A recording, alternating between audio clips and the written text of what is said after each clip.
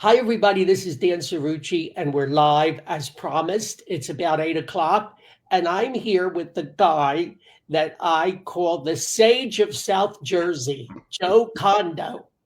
Dan, great to be here again. Thank you for the high praise. I don't know how worthy I am of that, but I appreciate it. Everybody is waiting to find out if Trump is going to weigh in on the gubernatorial race. We have numerous gubernatorial candidates that appear to be in the race.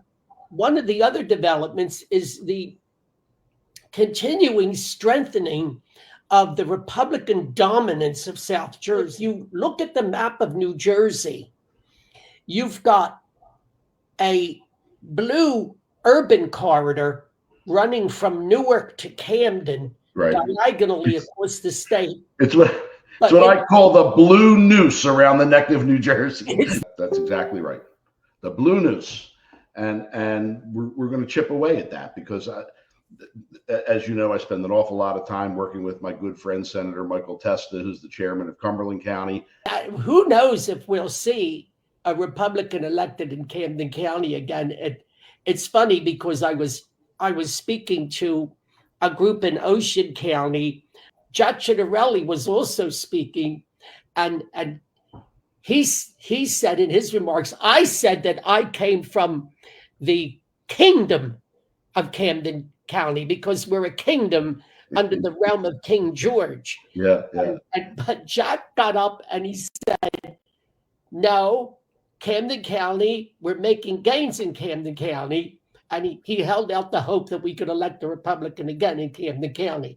I don't know. I think that's a reach. Don't you think that's a reach? I don't expect it to happen anytime soon. I'll leave it at that. Right. Yeah.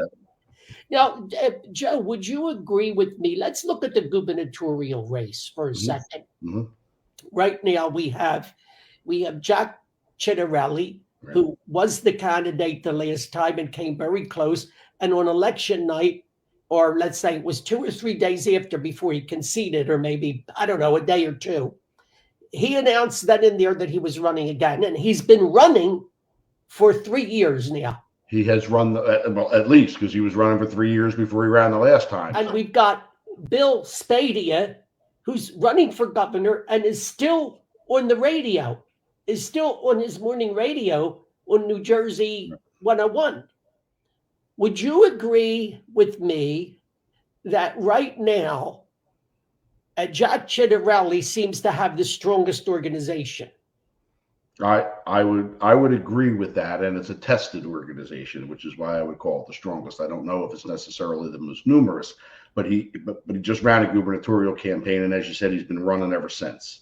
So he has a statewide organization. He has people who are loyal to him statewide. Many of the party organizations, the county chairs, are loyal to him. Jack clearly has the advantage when it comes to the statewide organization. And he seems to have the most statewide name recognition. I would think so. I haven't seen a poll to that effect, but I don't think I'm sticking my neck out too far to say, yeah, he probably has the highest statewide recognition, certainly among Republican primary voters, which for the moment is all we're really talking about. Where Ciattarelli he's not a member of the legislature anymore. He served a couple of terms as in the Senate, and Spadea has never been in office. Durr was in office for 2 years as a senator. I mean, after the upset of the century, right, and unseating someone who's likely to be a Democrat, unseating the longest-serving Senate president in the history of the state. Right, and we have a state Republican Party, state organization that is, how can I put this? You want to help you out? New Jersey, for whatever reason, has always embraced a weak state party structure and a strong county party structure. And so the 21 counties, whether they're controlled by Democrats or Republicans, are really separate fiefdoms. And one of the challenges in a statewide office, whether it's U.S. Senate or governor, one of the challenges in a statewide office, and even for that matter, House seats that cross county lines, I think Congressman Van Drew's district, for example, I think touches 7 or 8 different counties. Mm-hmm. And so when those seats touch multiple counties, it requires cooperation between the several organizations. You don't always get that kind of cooperation. And I don't mean to say that the chairs don't talk or that there isn't cross-pollination between the counties. There certainly is. I mean, I'm a living example of somebody that plays around in every county in South Jersey. But there's no cohesive leadership where somebody says, all right, everybody, this is the direction we're going to go. These, Joe, are, first of all, the county chairs have always been powerful in New Jersey on both sides of the political aisle.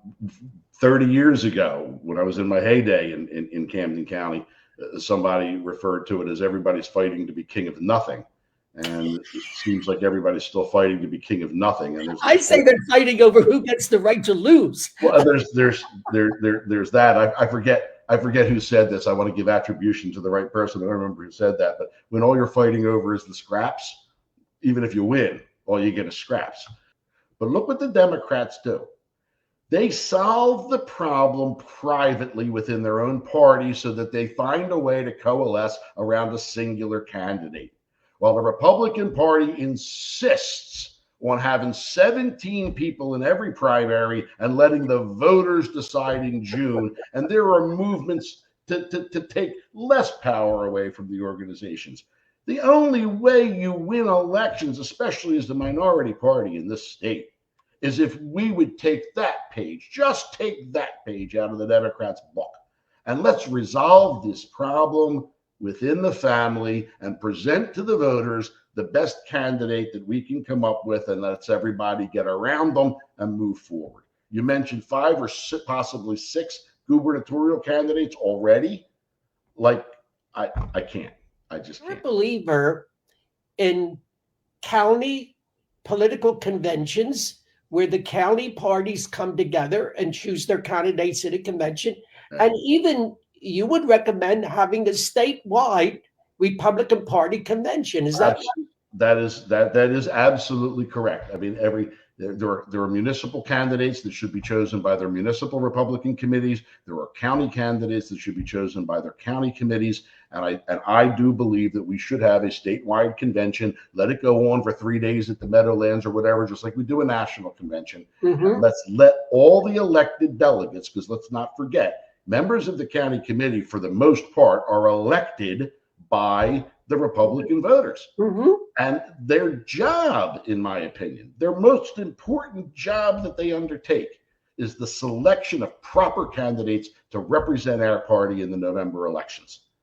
Let the county committee members from all over the state convene in New Brunswick for 3 days, and let all the, you want to have 8 candidates present at the convention, let them all present at the convention, let them all do their wheeling and dealing, let all the delegates talk to one another, and let's come out of it with a singular candidate in March rather than wait for the June primary.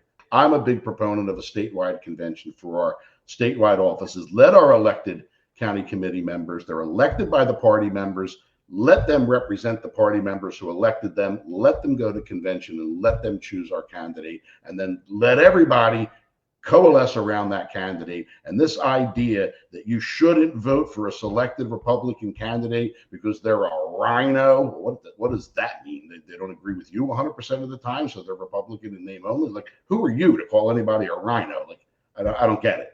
But people who won't support the Republican candidates that were selected by the majority, maybe they're not at the next convention. So yeah, I'm an old school Camden County politician, but we won in Camden County when we did it this way.